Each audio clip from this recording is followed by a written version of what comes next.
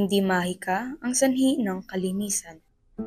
Sa komunidad ng University of Perpetual Health System Delta Calamba, halos 37% o 11 sa 30 nagtatrabaho para sa housekeeping department ay kababaihan.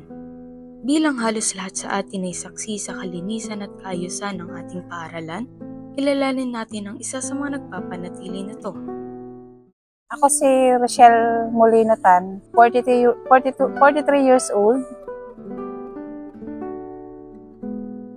Bali, 9 months na akong nandito sa UPHSD na nagtatrabaho bilang housekeeping. Una kasi sa umaga, syempre bago pumasok dito, dasal talaga muna. Bago pumasok ng gate, dasal talaga. Tapos, una namin ginagawa dito, yung pagko-collect ng basura. Kasi yun ang unang procedure na dapat gawin ng housekeeping. Pag natanggalan namin lahat ng basura sa aming area, doon na namin uumpisahan yung pagwawalis namin, pagmamap.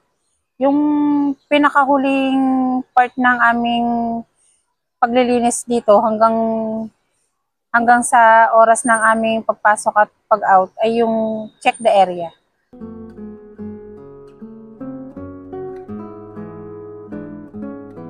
Okay naman, enjoy kasi ang housekeeping kasi, yan yung pinakamadaling trabaho base sa mga production operator kasi sa housekeeping kasi hawak mo oras mo. Nasa sayo na kasi yung ikatatapos mo para sa pagtatrabaho mo at saka yung magiging mahabang pahinga mo.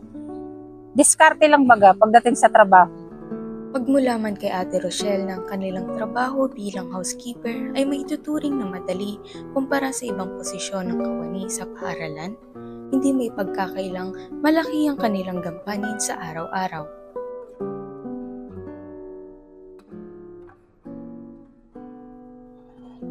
Yung toxic, may mga toxic di ang mga kasama ka na yung ida-down ka na keso bago mo mabagal ka pa.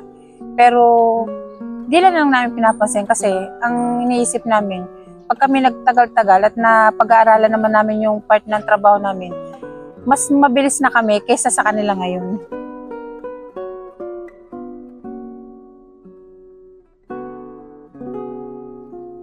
Yung magandang karanasan, yung para sa akin, estudyante.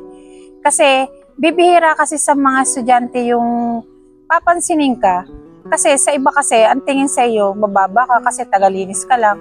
Pero para sa akin, mas naging masaya ako dito kasi may mga estudyante kasi dito na ang tingin sa akin, nanay, ate, pantay, hindi ako dinadown, hindi mababa ang tingin sa amin.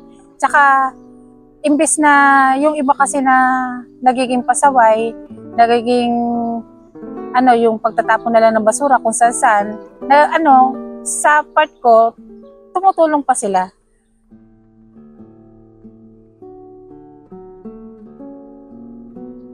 Para sa bilang single mom, enjoy lang, ini-enjoy ko lang yung sarili ko, iniisip ko yung mga anak ko, tsaka laban lang sa buhay, fight lang, at higit sa lahat safety first, yun lang.